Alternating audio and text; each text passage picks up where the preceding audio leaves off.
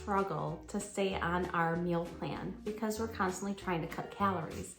And the more we cut calories, we start getting a little bit resistant, starting to have some withdrawal symptoms, so I'm cutting back on calories, and it totally sabotages our progress because we always feel hungry.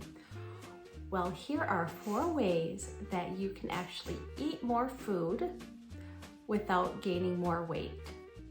Number 1, eating the same portions of each food are not exactly equal. So for example, 1 serving size of a candy bar would be 200 and some calories.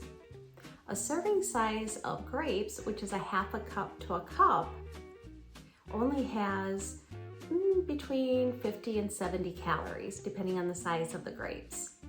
So one size serving size of candy bar over 200, 1 size of grapes, 50 to 70 calories, a big difference. For this one size, the actual physical size of that candy bar, if you were to eat the same amount of calories in grapes, you would have 3 to 4 cups of grapes. That would equal what's going to be more satisfying, this little teeny candy bar giving you 200 and some calories, or actually having 3 to 4 cups of grapes. The grapes are going to be much more filling. So when you do choose to pick out what foods you're going to eat for the day, try to get the lower calorie foods so that you can eat more volume. Plus, the grapes are going to have a lot more nutritional value than the candy bar. Tip number 2, don't use all your calories up in drinks or beverages. So places that we get extra calories in our beverages is if we add anything to our coffee, if we have sports drinks, if we have sodas that aren't diet soda, putting extra items in our tea, extra things in our drinks, those calories really add up, especially, let's say you drink regular soda and maybe you just even drink a can. Well, if you drink 2 to 3 of those, that's an additional 300 to 400 calories that you're adding in. You could have a lot more food in place of that caloric drink.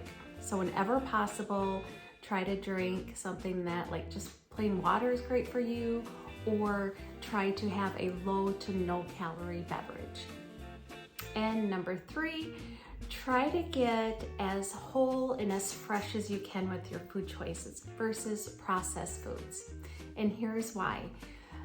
The more real the food is, usually the more nutrients it has, the more fiber it has, which is going to help you feel fuller longer, the more water content it's going to have, which is also great for your health. It'll help you feel fuller longer. But it also usually has lower calories because it doesn't have a lot of other additives to it to improve the shelf life or the flavor. So you're usually going to be able to eat more with less calories versus processed foods, which usually have been stripped of a lot of their nutrients, have been stripped of their fiber content, have been stripped of their water content, and add a lot of other nonsense additives to it. So not only is it going to be healthier to eat whole, unprocessed foods, but you're usually going to be able to eat more versus the processed food because of the calories. And number 4, lastly, and you might have already guessed this yourself, it is exercise.